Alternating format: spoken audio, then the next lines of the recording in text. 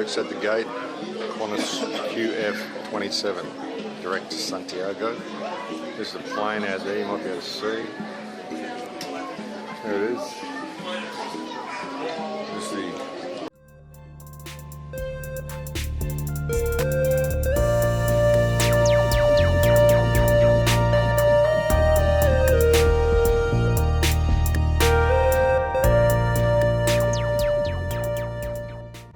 Hello everybody, Mike here. Glad you could join me. Well, Max wants to get rid of some of the noise surrounding the facts concerning the flat earth research. He doesn't want to belittle flat earth research, and so Max posts a video which basically destroys the azimuthal equidistance projection map, which just so happens to be our flat earth map.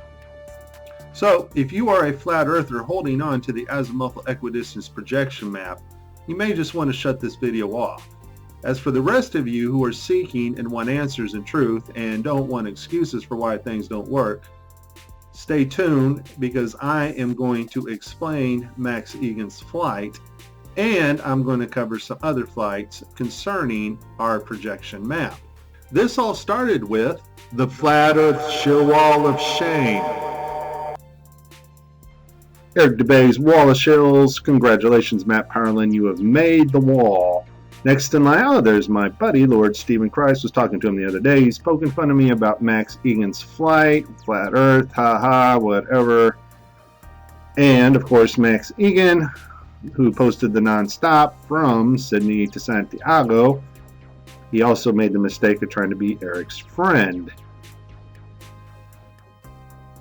I've spoken with Max. Out of all the people that claim to have taken this non-stop on my channel and other channels, he is the only one to provide me the tickets, his gate, his plane, and proof that he stopped in Santiago at the time he was supposed to stop. This here is a typical flight tracker. This is a QFA 28, which is actually Santiago to Sydney. And we can see the VOR in NBD, non-directional beacon, and the omnidirectional tracking picks up this flight in South America. Once it reaches the South Pacific Ocean, however, FlightAware loses track of it all the way until New Zealand picks it up.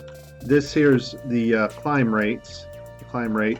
New Zealand is not a tracker, it's a country. And so I have no idea what's getting the climb rate here from New Zealand. It's a country, it means nothing. Probably picked up by the Australian ATC. Then it goes off the radar again on its way to Sydney. And then the Australian ATC picks up this flight, which I'd said in my other video is controlled by the NOAA, NASA, and the FAA. This is Max's actual FlightAware tracking data. Max leaves Sydney, picked up by all these ground-based towers here. His last altitude was 29,000 feet. Max goes off radar on his way to New Zealand, picked up by New Zealand at approximately 1 a.m. Flying over New Zealand, he's picked up by Richard Pearse Airport, which is located in New Zealand, and he's climbing for some odd reason, and then suddenly drops 38,000 feet. While he dropped 38,000 feet, we have the Bermuda Triangle type effects going on because his plane is also listed at doing 727 miles an hour. The top speed of the Boeing 747-400 is 614 miles an hour. Max's plane spends about 4 hours doing weird stuff over New Zealand. We lose track of it again, and he magically makes his gate time in Santiago at about 14 hours. It was this flight here I realized we had a bigger problem concerning flight routes coming out of Sydney and Australia in general than we originally anticipated.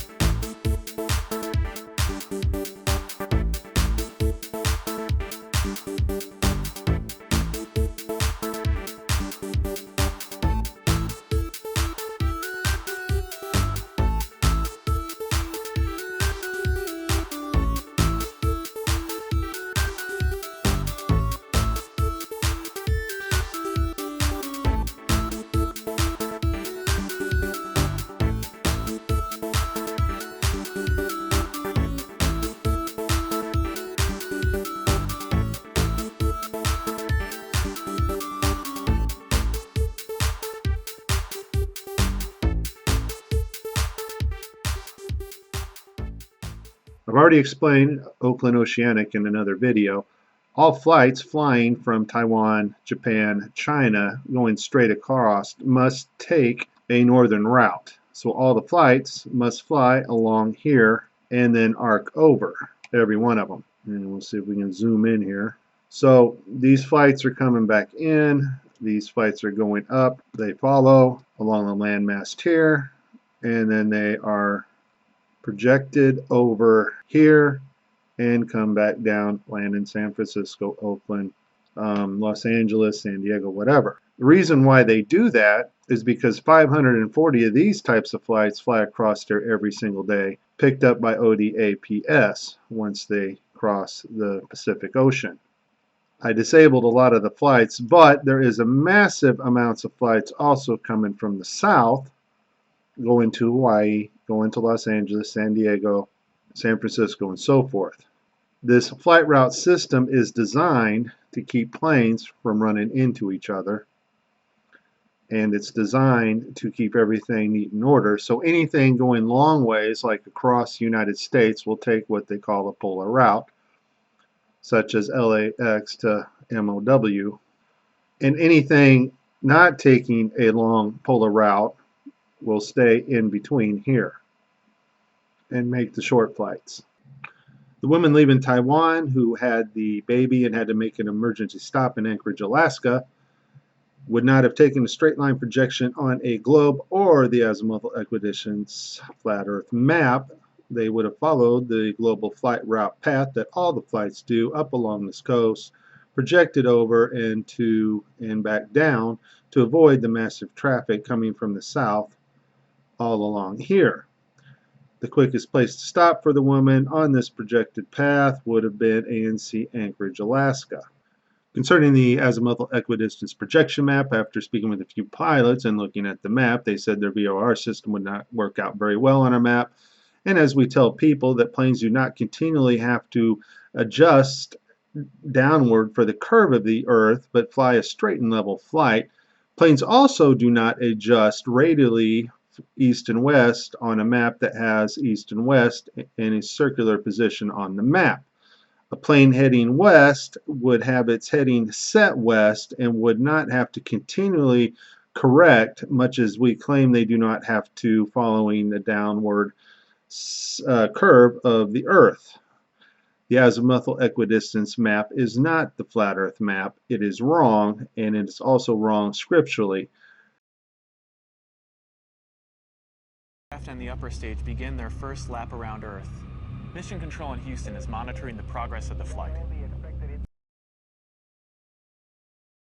Orion's over 100 miles up and going about 17,000 miles per hour. Just as it passes over the Indian Ocean, we lose communication. Over the Indian Ocean, we lose communication. $9 billion, and they can't track it over the Indian Ocean. $9 billion of taxpayers' money, and NASA can't pay the internet bill. Well, if NASA cannot track $9 billion of taxpayer money, don't think for a second anything's tracking planes over water either. But what about flights over the ocean where there are no navigational aids? And when they say there are no navigational aids, they absolutely mean it. Nothing tracks these planes over water. Aircraft follow tracks that are made up of a predetermined set of latitude and longitude coordinates across the ocean. For example, these are the North Atlantic tracks. The same general principle applies to the Pacific Ocean as well, and I'll add the Atlantic and the Indian Ocean. When the Flat Earth movement first started, many Flat Earthers reported that they were losing track of these planes over water. Well, this is why. Because nothing tracks the planes. All of the oceanic systems that track the planes through plane-to-plane high radio frequency bounce is controlled by the NOAA, FAA, and NASA. Okay, Max Igan provided me all the information. I talked to him personally. He did make his gate time in Santiago. All the other globe heads that have claimed these flights have never come prepared. That's typical for a globe head. Max Igan was actually prepared and answered all my questions and provided me all the paperwork and information I needed. Now, I don't understand what happened to his flight over New Zealand. A lot of weird stuff happened with that. As for the azimuthal equidistance, if you're asking, well, I thought we could do flights over the North Pole. Well, actually, NASA has provided us information about the North Pole through satellite imagery, and this is what they found. I don't see a problem with this, do you? The Earth is not concave, it's not hollow Earth, it's still a flat, non-rotating Earth, as we always said. The only thing is we just have to change the map. Remember, Jesus said, Luke 10:19, nothing by any means shall hurt you. And we've not been given a spirit of fear, but peace, power, and sound mind. There are a lot of things going on in this world and a lot of voices to listen to, but stay focused in the Word of God. It's your protection, it is your peace.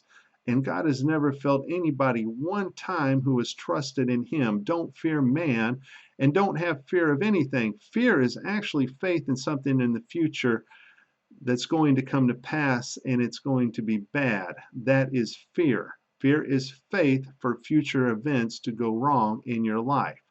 God has promised many things in His Word, that no weapon formed against us shall prosper, and every tongue that rises against you in judgment, God said He'll condemn it. Isaiah 54:17.